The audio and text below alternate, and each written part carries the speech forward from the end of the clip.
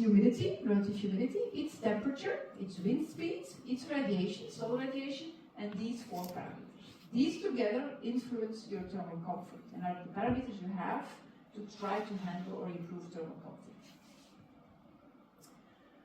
Now what we will do, there's a second Excel file in your on Toledo where you will access the thermal comfort in your context based on these monthly data that you have gathered for the weather data. So what we will do is you have temperature and relative humidity that you gathered already because you had to gather the minimum and the maximum temperature and the minimum and maximum relative humidity for each month. And that is used to, so here what you see in the Excel file is automatically generated based on your inputs, and these inputs you already gathered, so there's no additional things you need to gather. In the Excel file, this graph is there, and it's actually the comfort zone as defined by ASHRAE for a white person sitting in the shade, summer dressed, just sitting down, no activity. And then you will plot based on these data for each month of the year. You will see one line. Meaning, I'll come back to that in a second, meaning that you can have a first idea of how the different months are situated against this comfort zone. Be careful, here you see some lines. These lines mean, so the ones above the green zone are different colored lines. These indicate how your comfort zone would shift up, higher up, if you would increase the wind speed. So imagine you have a climate where it's too hot, and you have these lines on top, then you can already derive from the graph how much wind speed you need to make it comfortable. While if you end up lower, that's what I see here, I can see these lines indicate how my comfort zone shifts down when I increase the solar radiation. So how much solar radiation do I need? For example, I have a certain month, I can see the line, and then from this line I can see I need 80 watts to make myself comfortable without any other activity. Yeah? Now, this is one chart. There are also psychometric charts from ASHRAE. Is anybody of you more experienced with this kind of graphs? Not really? Then I will skip it. It's just to show you. It's actually exactly the same thing, but the axes are different. So this is temperature and this is vapor pressure, and so it changes a bit. But the principle is the same. You again have a comfort zone between two temperatures. You have a comfort zone, but this is the relative humidity now, because this is the vapor pressure, not this is absolute humidity. And here you see the relative humidity line. So this one is, for example, 80%, and here you have, I don't know, 20%. It's the lower line. So the comfort zone is again determined by temperature and relative humidity. It's just another way of presenting, but it's actually the same thing. I just wanted to have it in so that people who are more familiar with this see that it's the same, but that's a different way of presenting. And again, you can shift up the comfort zone in two directions by either increasing the wind speed or increasing the solar radiation. And then you can, from these figures, derive a bit more information than on the all-day ones, because you can also look for dew point temperature, moisture content, which we don't have on the other, and so on. It's a bit more information, so it looks a bit more complex, but I will not confuse you because we will not use it. And then you can even use it just that you know to understand if I'm outside the comfort zone, what are the measures I can take to get into the comfort zone. So how much wind should I have, how much moisture should I take away, whatever, but we will not further discuss it.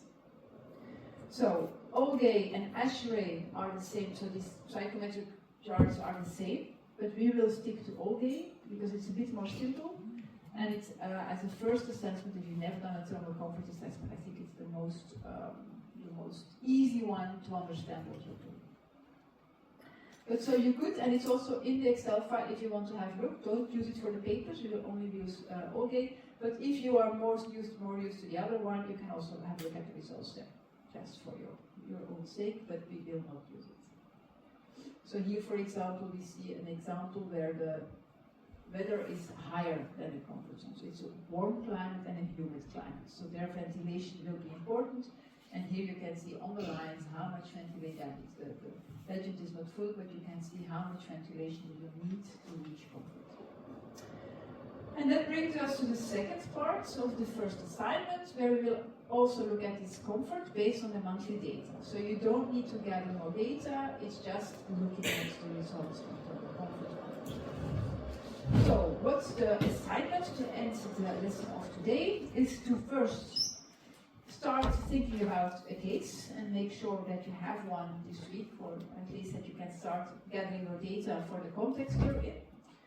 And then do the climate analysis and the thermal comfort analysis based on these monthly data. So you need to find the data, you need to input them in the Excel file, and then look at, and you have your graphs kind of.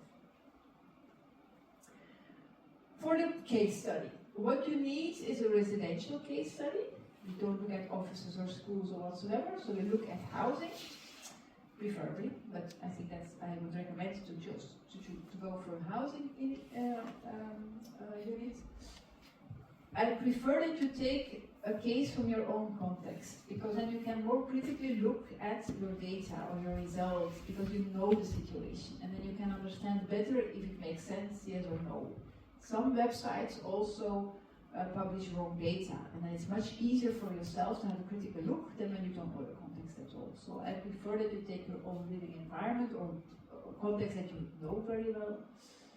And then either you can choose your own project, something you designed before or something you're designing at the moment that you want to have a look at. You can go for a recent case study that interests you. So for example, Boomsteiger and Ebling could be something similar in your own context, that architects really try to make something special from a climate conscious design perspective. Or it could be a very modern one that you doubt if it works well, to have a better assessment of that building, for example, a critical assessment of that building.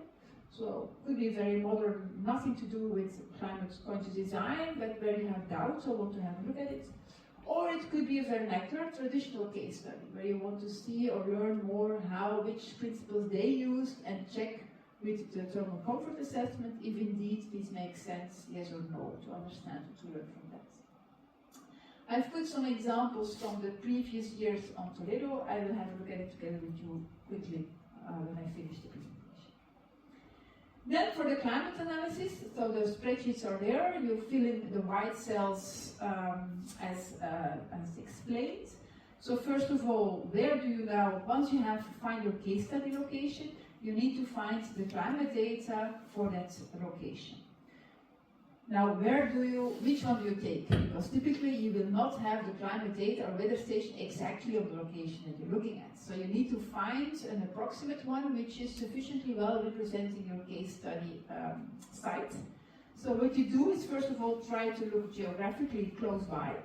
But be careful, because if you, for example, are on a site and there is a mountain next to you and your weather station is just behind the mountain, yeah, then it's not a good reflection, of course. And it's better to take one a bit further away, but which is on the right side of a mountain. So you need to think what's closest by, but not influenced by any other external factors, let's say.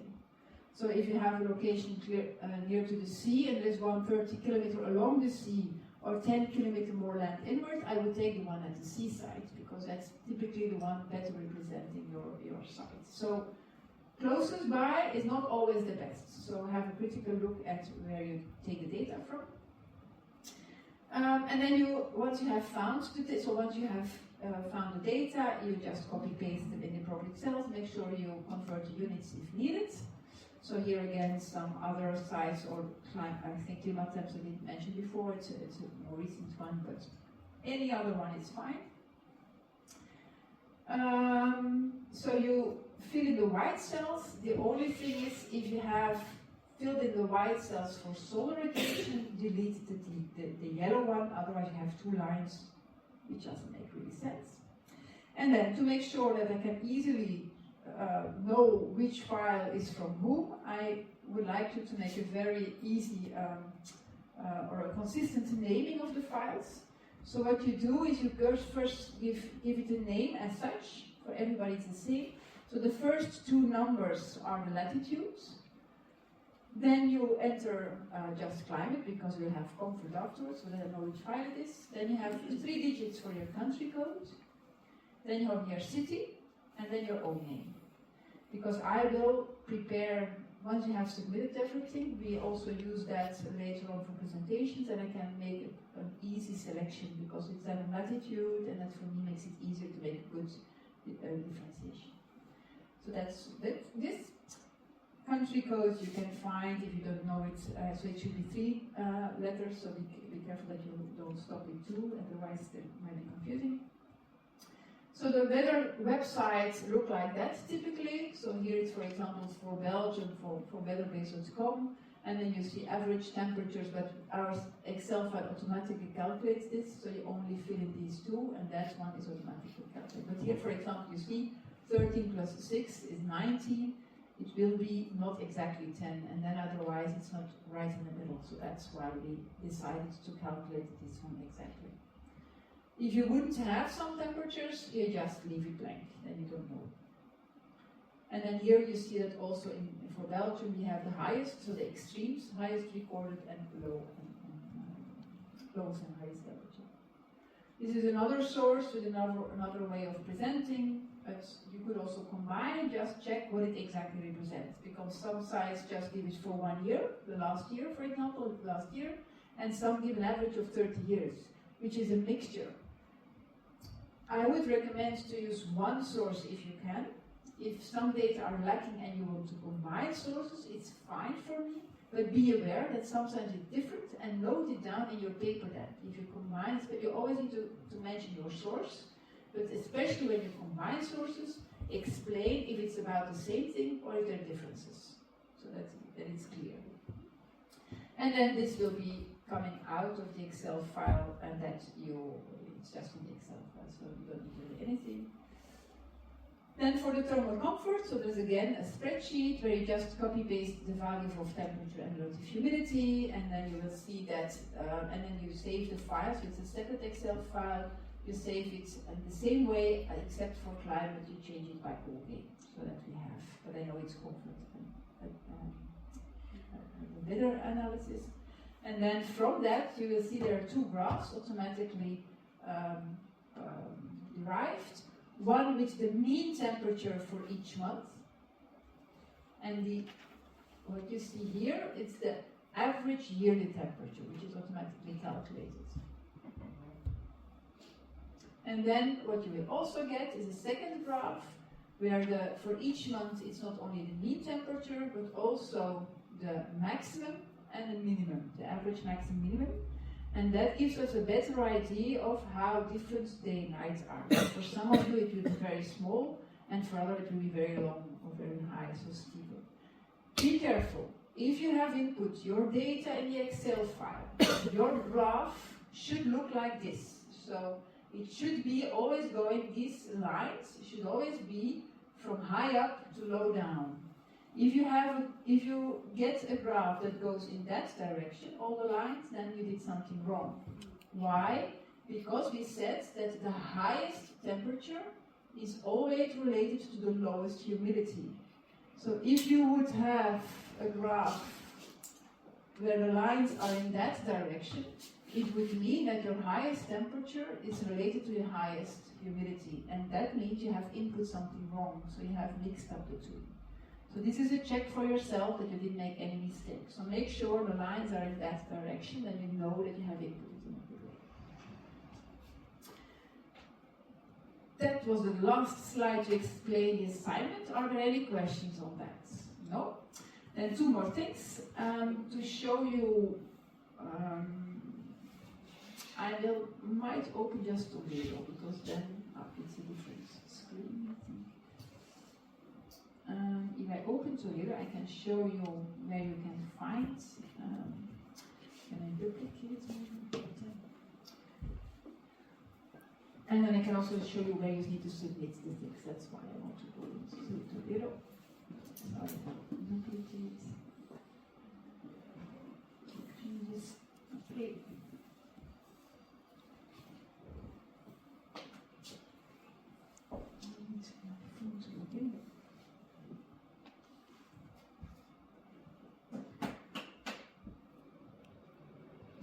show how you see it because it's different, a bit different than I am usually. So what you will have here in climate and comfort, you have the presentation, but then you have the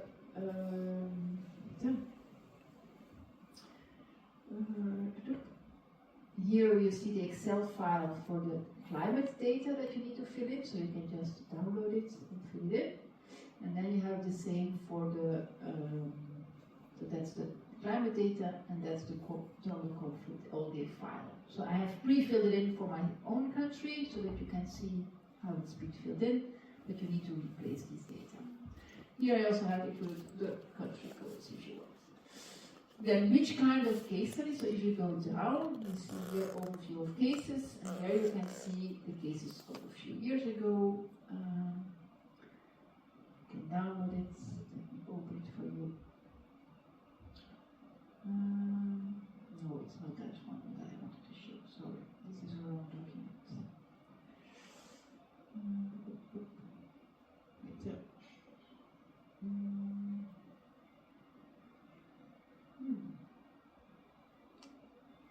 Something is wrong there. I will upload something else. Let me check.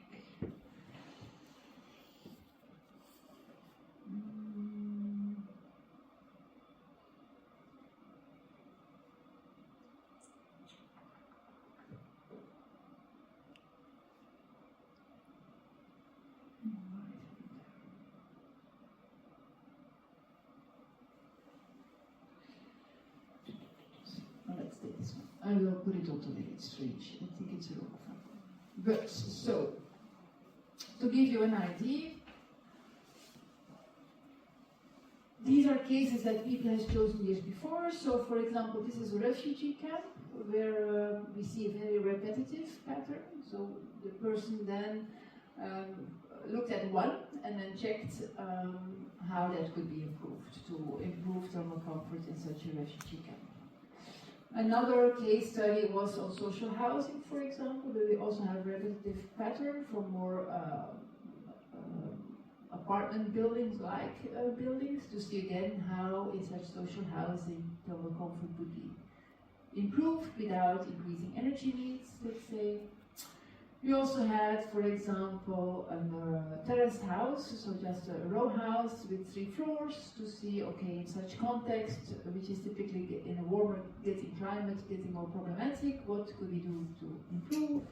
But it could also be a single family house, which is a new development in Turkey here, where you see that the developer typically repeats the same building again and again and again. And some even orientations are changed without any change of the design, so how could that be improved? Or we could also, there's also a student who looked at more traditional building and how vernacular architecture, how it was then used. So here you see a patio building with a very high thermal mass, so you see. So here you see the thicker walls. So here you see the thicker walls, thermal mass. You see a pond in the patio to have ventilation or a cooling down effect. And you also see a chimney, which is typically used for increasing ventilation. So these are measures taken that the student wanted to have a look at. You also have semi-detached houses as an example. For example, in this case, the person wanted to check what the architect did is just mirror the design, which is sometimes a bit strange, especially for orientation point of view, because of course the sun is completely different in east and west or north-south, and even the bedrooms are in the same location. So the student wanted to understand could this not be improved, and if you see here, the development is even as such that it's even rotated as well. So north, south, east, west, they didn't consider it at all. This is a row house for a low-income home building in Bangladesh, where you see it's also repetitive. A very small house with a narrow access actually to, it's more an historically developed or evolved pattern, where therefore you get small streets to access the buildings behind, kind of. So with thatched roof to understand how it could be improved there. We see here a development as well, a new development, so semi-detached. So here you see the houses, so there are two houses each time linked to each other, and it's a whole development where you have a street pattern with some greenery, and then the question was also how could we improve thermal comfort there by improving the design of the buildings, but maybe also the neighborhood layout. This was an example of an apartment building, of a new development in Slovakia where people, where the developer again, so it's just these three buildings, but then you see the more lower buildings around it, but so the student focused on one of the apartments here to understand again how the same design can be used in different orientations in the same way, if that's a good, if there are improvements could be done there. So you see there are different options.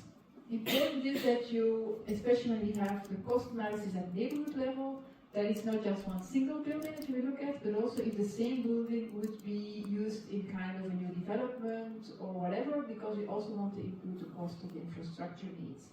If you do have a case study which is not repetitive, we will just assume it's repetitive then. So we will just duplicate it several times. So it's not necessary that it's like that, but as you can see, many of the students did choose something in a larger development, which is repeated kind of. But that's not an issue if you wouldn't have it. It's fine. So I put it on Toledo because the file which is there is not the right one. And then one more thing is to submit your assignments. You go to the discussion board. And then you will see that we have made some group discussions. The first one is the assignment 1. So you submit your assignment there. You can just submit it there.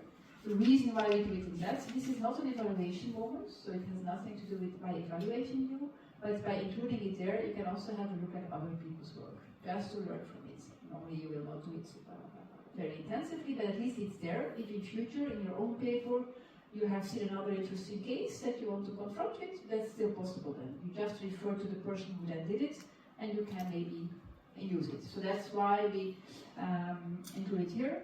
And it also allows me to give you feedback in that discussion board. So once you have uploaded it, I can directly give you feedback on each of these, or if you have a question, you can pose it there, and everybody sees the answers.